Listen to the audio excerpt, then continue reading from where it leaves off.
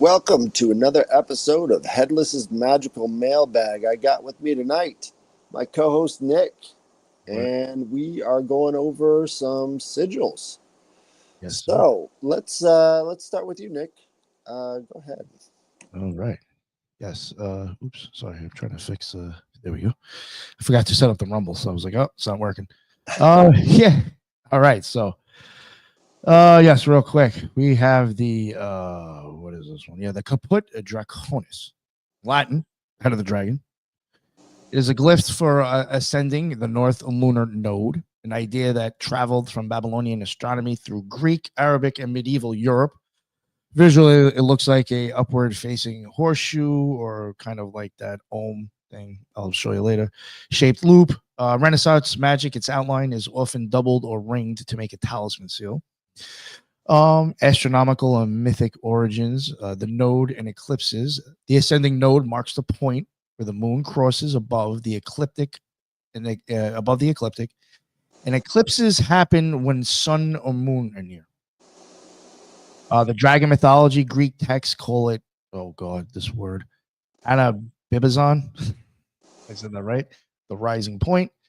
In Indian astrology, personifies it at the severed demon head Rahu, forever devouring the luminaries. And these stories gave the node its dragon imagery and its reputation for both appetite and augmentation. First appearances in magical literature.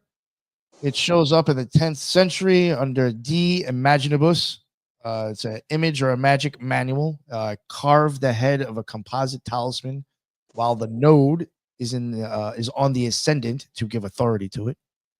11th to 12th century, it shows up in the Picatrix, and the head augments any planet it contacts.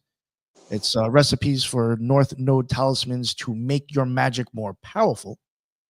The 13th century, it shows up in Guido Bonatti's Astronomia, and it's drawn as a dragon biting its tail, and it governs beginnings in our orrery charts, and that you can see in some MS illustrations, so like manuscripts.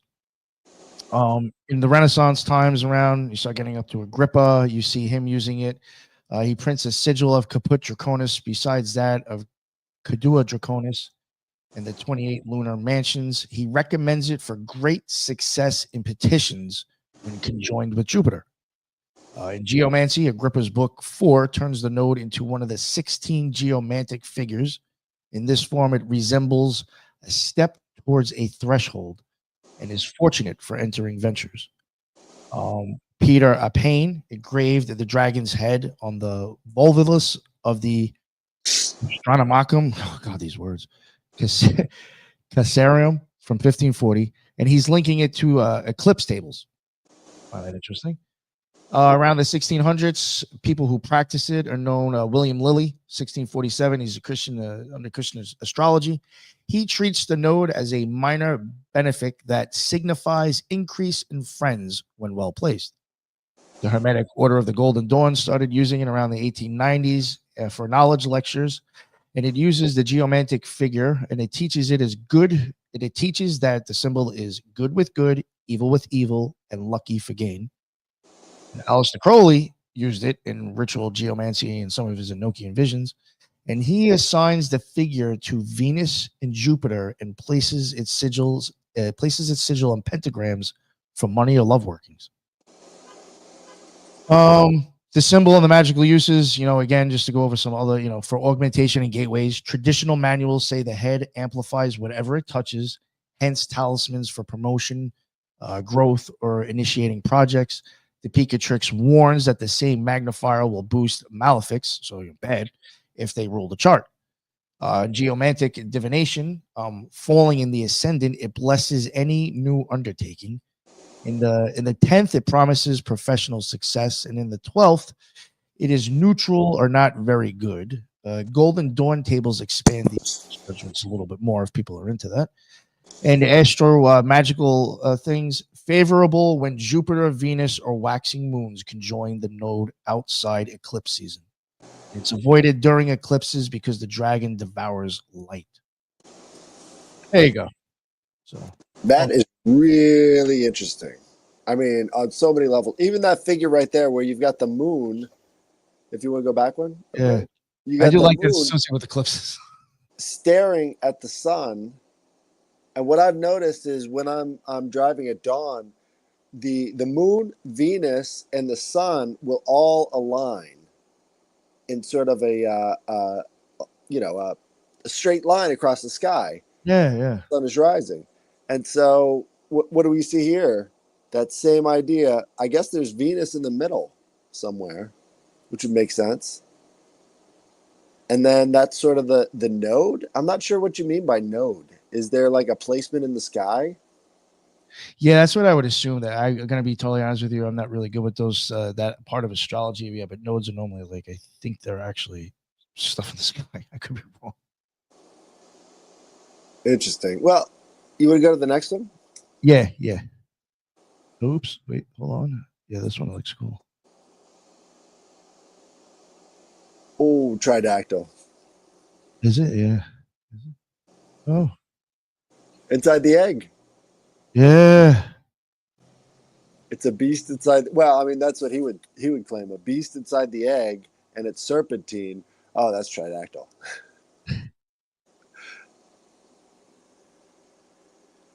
Whoa. And this is all about that node, huh? Yeah. That's awesome. So that's like Ketu and Rahu, the two dragons. I thought that only existed in Vedic, but I guess Caput Draconis, and then what was the other one? Cap or Oh something? yeah, there was one. Oops, sorry. Let me pull that back up. Yeah, what was I? It was another one that went along. Cauda. Yeah, it Cauda was Draconis. something close to that. Yes. Yeah, because I got the geomantic figure right here. If you want to hear about it. Yeah, yeah. Go for it. Caput Draconis is a geomantic figure that represents the head of the dragon in Latin. It is associated with the north node of the moon. I guess that's the highest level of the moon's ascendancy, and is considered a figure of new beginnings, fresh starts, and personal growth. The figure is often linked to the concept of an entrance or doorway symbolizing the start of a journey or new cycle. In terms of elemental influence, Caput Draconis has earth, water, and air active, while fire is passive. This combination suggests a grounding influence with the intuitive and rational elements striving towards spiritual energy. The figure is generally seen as a favorable for any kind of beginnings, indicating a drastic turn for the better and new possibilities to explore. Caput Draconis is also associated with the idea of integration, the spirit, and the future, as well as the opportunities that lie ahead. It is connected to the zodiac sign Virgo and the element of earth, and is often seen as a figure that brings benedictions, prosperity, and spiritual development. In geomantic readings, Caput Draconis can indicate a period of change which may be slow moving but ultimately positive. It is often linked to anxiety or unrest and appears during significant life changes, but it also seen as the potential positive outcomes. And so here's the sigil for the geomancy. Oh, Head of the dragon. yeah. It almost looks like even like a snake tongue. Oh, that's you even make that sign for like the rising beast. Right. And the LVX formula. Yeah, fuck. I think there's a lot of geomancy in magic because it's Oh yeah. I just don't understand this shit. it's real simple. Basically, you're just poking holes or whatever, and then you're counting the whether it's going to be a positive number, well, not a positive number, a even number or an odd number. And so you're flipping coins, whatever. You're creating a scenario where you can determine what the number is going to be, either even or odd. Odd is two dots. Even is one dot. So you fill out 1, 2, 3, 4, 5 flips of the coin or whatever, and then you have your geomantic figure. And so that's related to, reading your fortune. Or you can put these up and use them as sort of sigils. So there's a lot of Yeah. different kind of potential when it comes to, but it's basically like the runes, I was actually kind of almost like thinking something like that with the way you're explaining it. Or Right. you It's could just, make a rune out of it. and what they do is they have big old squares that have basically like this story all laid out. And so basically, as you're flipping through, each one of these different levels have a different energy, and then that gives you your full reading. So you could fill out a whole piece of paper on this. It's actually pretty complex. But yeah, geomancy is something to look into, and it's so simple. It's a lot like I Ching. If you haven't read that one. Oh yeah. No, I could. Well, I mean, it almost even not so much looks like it, but that was something I kind of thought of when I saw that with the I Ching, how you use like dots and placements and all that stuff. Right. It's not the same figures, and in both systems they believe that the spirit comes through these geometric figures. You know, I think that's also common in reading the runes too. Is like there's a spirit to each one of these figures that they've drawn. You know. There's the other one too. Very Awesome. cool. Yeah. No, thank you for adding that on too. So I got right here Hex Signs, Yes. Pennsylvania Dutch Hex Signs. Oh yeah. So these consist of all sorts of different, motifs that are based around this radiant kind of energy. You know, so originally they were called like flower and star pattern in German, but then they decided that a hex foot or a witch's foot is what they were going to go with instead. So that's what it's been called since the early 1900s. And this is associated with the Pennsylvania Dutch, not the Amish. They want everybody to know this is not Amish. We don't believe in this kind of fancy decorativeness. So when you see these up on barns, that's a pretty good indicator that it's not the Amish, because they don't even wear buttons, right? Because buttons are too flashy for the Amish. So too flashy. Amish. It's true. Oh, what are those other ones? I forgot. There's a different name. Mennonites. Mennonites are cool with this. Mennonites are very, very humble as well. I think they have buttons. I don't know zippers. They have zippers though. Right. They do have zippers, and they have cars as well. So Mennonites are the ones that are going to be dressing a lot like the Amish, but still driving in cars. But the Amish mafia kind of works that way. You think they're not working together, but they're always working together.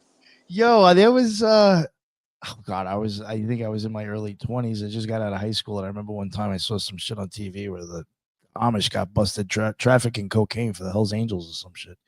Because like you never would have guessed that we had cocaine on us. We're the Amish. They got popped. I was like, yo, they're running drugs for a motorcycle gang. They're a horse and buggy. Well, I'm not surprised. Keys in the back. We had a guy in Grable. I've actually lived around the Amish a lot. I used to live in Grable, Indiana. It was not a one-horse town, so you better watch your step.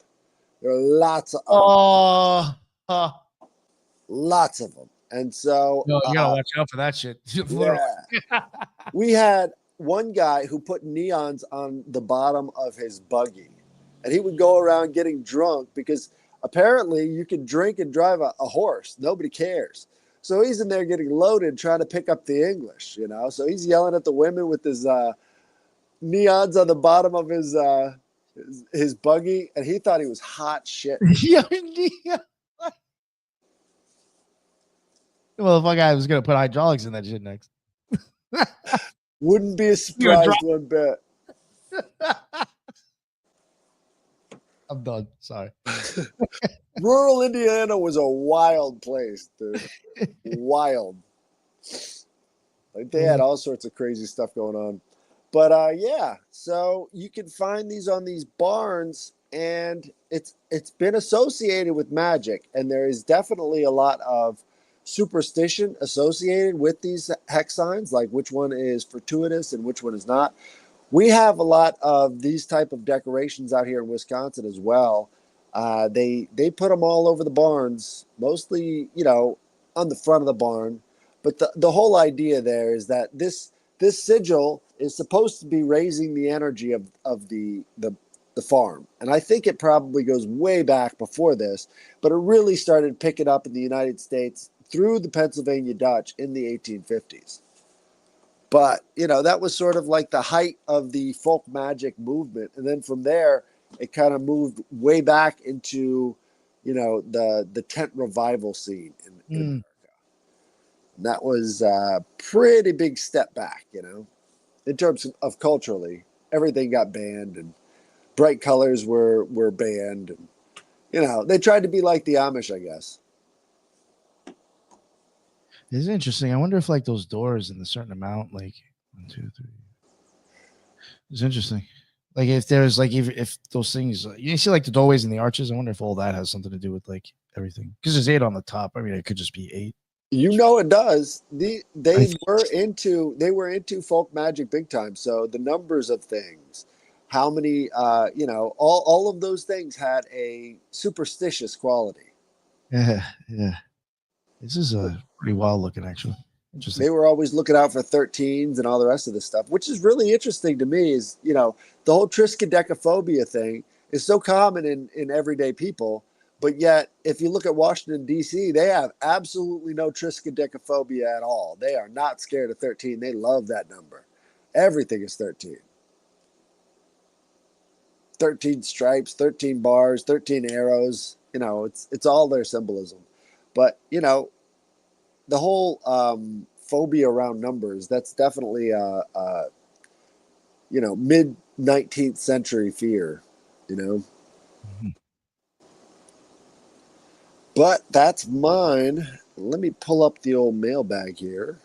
Yeah, it's so funny. I just noticed because I saw like a thing pop up on Twitter. And for some reason, I'm thinking I shared the show, so I thought maybe it was like a retweet or a like or whatever. And it was that lady Heather that we just had on the show. Right. Showing me a screenshot of how far away the funeral home is from the lodges by her house. She's like, "Yo, you got me on a deep dive now." I was like, "I'm telling you, there's something weird with that shit." Yeah, dude. I mean, come on. Yo, it's too weird. It's like they're literally neither next door or 2 blocks away. You can walk to it. If you don't know what you're looking for. Yo, there was ones where they had the same name as the lodge name. Well, here's the plausible deniability. During the early 1900s, all of these lodges got started around death benefits, right? So you would get your life insurance through the lodge. Oh, yeah. This all makes sense now. Oh, so maybe it started. Yeah, it's all part of that. It started with life insurance, but then we got to cover death. Now it goes into human trafficking. Yeah, we're gonna rape you to stay healthy, and when you die, we're gonna charge you too much. Oh, right. You want to get cremated? $5,000, thanks. Like, I'll just throw the guy in the stove myself. I have this. You give me a coffee can for $1,000. I can't for the life of me ever find any new cemeteries. Where are these bodies going? No, you're right. If you were to probably look like, cemeteries that have been built like recently, there's probably very few. Very few. We got people dying all the time. What's happening here? Are they all getting cremated? I don't think they are. Something is going on. Make it up for the lack of cows. I mean, we do eat a lot of burgers, people. I could have swore I saw somebody recently actually look into all that and said the numbers actually don't match to produce as much as being taken in, supposedly. I was like, oh, it's, but then they're starting to say we do get some from China. You start trying to use other countries as suppliers, and it's just, are you saying that just because you don't want to believe what you might be eating? Right? I don't know. I don't like it. Yeah, fucking weird. And have you noticed, too, that nobody's getting the big ostentatious headstones anymore? No. It's all just like little plaques in the ground. Nobody can afford. Yeah, it's like, yo, come on. So boring. Right. But nobody can afford those big monuments anymore because inflation has made us all super poor and we don't even realize it yet. No, it's expensive to die. It's hugely expensive to die. Or it is for the family that you left. And it's ridiculous stuff too. Like they'll charge you $550 for a cardboard box. It's like, what's going on with this? I've known so many people that, unfortunately people die in their family or whatever, and they didn't have much. And it's like, yo, I just got stuck with like a $10,000 bill to bury somebody. Right. Like, and it's just like, how the fuck does it cost that much to like put somebody in the ground? That's why those lodges got started, is because it was always expensive to bury people and people were poor. So they decided to get together and split the bills. Yeah. That's it's one of those things. Yeah, They're when you brought taking that up, care of, the insurance, I was like, oh. again, Mooseheart. Mooseheart was for the orphans of the members who died. Moose Heart, Illinois is owned by the Moose Lodge. Right. The entire town. These are dual purpose, All right, Yes. so I got one here. So it says the mall theme seems to be subjective. Sometimes it's a mall or what looks like an abandoned office space. Sometimes it's a golden castle that goes on forever. Most recent, most recently, it was a multi-story arcade-looking place. In these dreams, I'm always aware that I'm dreaming and that I'm lost. I'll keep walking through doors, even though each time I open a door, it's a different room. Even if I turn around and go back through the door I just came out of, the room will look different than it did previously. Eventually, you have to pass something that looks familiar and have a brief moment of relief just to turn the corner and not recognize anything again. Again, I'm aware that I'm dreaming and I'm just looking for the exit. When I finally find my way out, that's the point at which I wake up every time. I don't know what it means, the theme change, but it's the same story every time. Sometimes there's a woman, she doesn't speak, she just seems to be observing. Would love if you did a sesh covering this topic. Sarah M. Smith. What do you think of that? Pretty bugged out. I mean, I've had not mall situations, but there's been times where I've been in places having weird dreams and like you're getting out of a situation and as soon as you go to leave, it ends. Like, oh, fuck. But that is, I don't know. This dream kind of reminds me of one of my favorite books, The House of Leaves by Daniel Z. Yeah. Well, in that book, it's a book about a documentary that never existed, also being scribbled in by a guy who was blind, I guess, and also being read to you by a person who's keeping a journal about the strange effects of him reading through this documentary about something that didn't exist. Well, in the documentary, you've got this guy who's exploring his own house, and he's determined that the house is actually bigger on the inside than it is on the outside. And he can't figure out why that is. And he starts measuring everything to make sure that the walls aren't moving. And he finds a portal inside of his house. And inside this portal is an like almost never ending hallway. And he starts exploring this portal with his camera, but obviously it was a movie that never existed. And as he's doing that, the other character who's reading about this story is also having strange effects in his own apartment, having to do with the spatial relationship between these different walls and things. Everybody's freaking out because all the dimensions are changing every time they turn around. It's like being Oh, stuck in one of these mall dreams. you know what? It almost kind of even reminded me of, and like something you just said now too. It's almost like a fucked up scenario of Inception. Like maybe, Tesseract. yeah, or it's just like everything's changing. Like the whoever created the matrix that you're in is like fucking just changing everything coming at you or whatever. And you basically snap out of their fucking control and wake up. I don't know. So there's just weird. I was getting like Right. from what you It, said. all of these videos on YouTube are talking about like liminality. So they have these places like this mall dream and they call it a liminal space.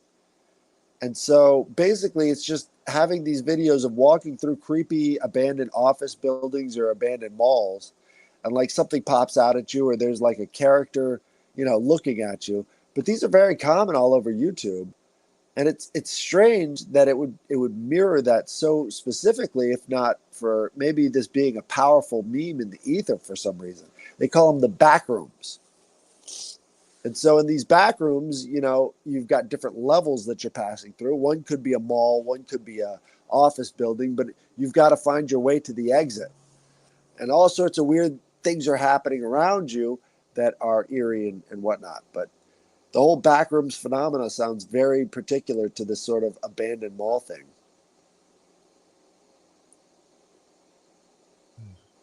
And it's strange that it shows up in people's dreams, you know? Like, I don't know if Sarah's ever heard of these, liminal space videos, but holy fuck, is that on balls, you know? Yeah. And, Yeah. it started, what's that? Oh, no, go ahead. Go ahead. It started out on these open platform video games like, what's it called? I forgot, but you've got a bunch of these different ones where people can create their own like fan games based off of these concepts and creepy pastas. There's a word for that. I can't remember what it is. Roblox. Oh, You maybe. do it on Roblox. But basically, Roblox starts these trends with these creepy things that kids are into. So they end up transferring over to YouTube and then going back and forth between Roblox and YouTube, making these different adaptations from the same basic concepts. But I think the idea there is like they're creating immersive worlds that are actually psychically active. You know, people dream in these spaces. I do think that can happen. Right? They're creating a meme or a tulpa, and it's spreading. It's virulent. I've seen ideas of that where people actually kind of meet up at these places. It's like almost it's almost as if like I've heard like kind of people trying to almost tie like to the Wi-Fi or the internet. Is it something that's always existed and we're tapping into? It's like you almost wonder like, is that how people are meeting? And like when you start hearing about people in dreams or astral travel meeting up in like this liminal type some other type place. Right. Well, what if these are actually being pumped into your head? Like maybe that whole YouTube phenomena is just cover for them to actually experiment on you in backroom scenarios inside of your own mind using technotronics. New paranoia unlocked. I'm sure you can do that with music. Well, I mean, who knows? They've got this Havana syndrome where you instantly become ill when you've been hit with this radiation. Oh, that's something that would affect your dreams. Over time, you hit them with the right frequencies, and you start to have these liminal space dreams. I wonder if you're gonna have me look into like patents on dreams now, and see if anybody's been trying to fuck with dreams. That's a good idea. Yeah, did you ever hear? Oh my god, this movie! It's an old one. It's something I would like to like maybe cover one day. Sorry I say that so many times. Dreamscape, where like you had these two guys that are able to go into people's dreams. They had this power, and like one dude was just like an evil fuck, I guess, and he was trying to go in people's dreams, like important people, and kill them. And so now they take this other guy, Dennis Quaid. It's like one of his earlier movies, and he's like the good guy, and he goes in to try to stop this like guy who's turning into a snake and killing people.